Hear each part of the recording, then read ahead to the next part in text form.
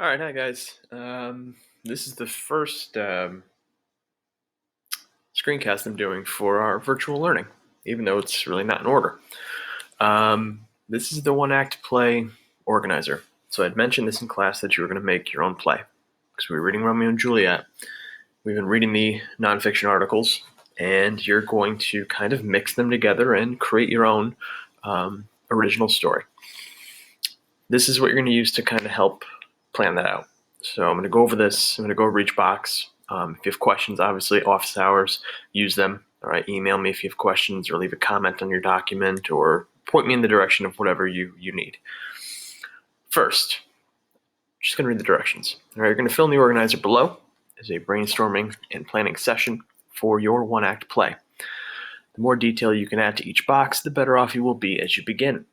Remember, you have no narrator to make these items clear to an audience, so you can't introduce a character by explaining who they are.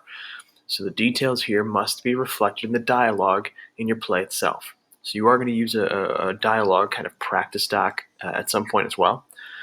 Keep that in mind. You don't have a narrator, so if you want to get across what a character is like, you're going to have to make that clear in how they act and what they say. Okay? Remember that indirect characterization. You guys did it to me and I did it to you when the year started. I didn't know who you were, but based on how you spoke or how you behaved, I kind of figured out who you were. And you did the same to me. What's this guy like? And you listened to how I said things and what I said. Keep that in mind for your characters, okay? Box number 1, storyline. What's the general storyline? All right? What's the setting? Talk a little bit about what your play is about, a summary, if you will. Okay, so think about what should I know about your play here.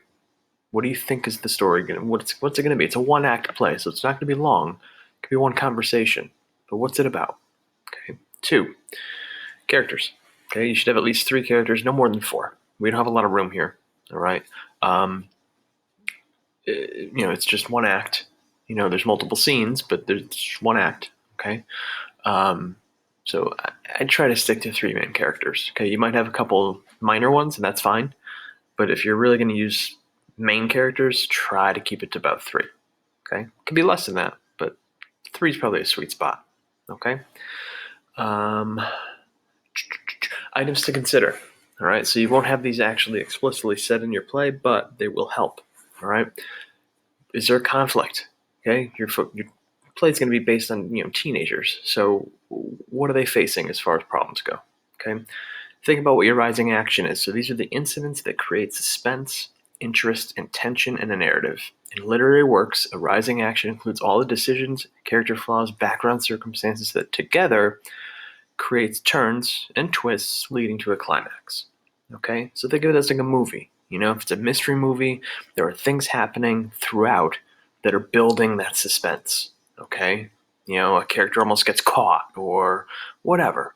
All right, think about that. What's happening in your play that's sort of carrying it along. Okay. Lastly, climax. Okay, that's the highest point or most intense point in the development or the resolution of something. So maybe the conflict is finally, solved. And that is sort of where you start to wrap things up. Okay, keep that in mind. How are you? What's the issue you're facing? How does it get resolved? Okay. Lastly, of the nonfiction articles and the TED Talk that we have watched and you have looked at and annotated and took notes on, which of those applies to your story? So when you look at that, if it's the brain on love, if it's about, the article that suggested that our brain is always rewiring itself, where in those, how do they connect to your play? Okay, so you're a teenager and you can clearly make up a play on your own, but it should be informed by some of those connections that we made. All right, keep that in mind.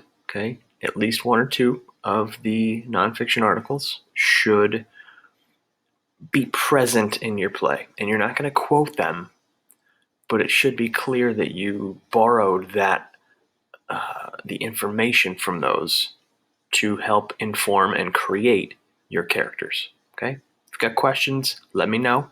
All right, otherwise, good luck.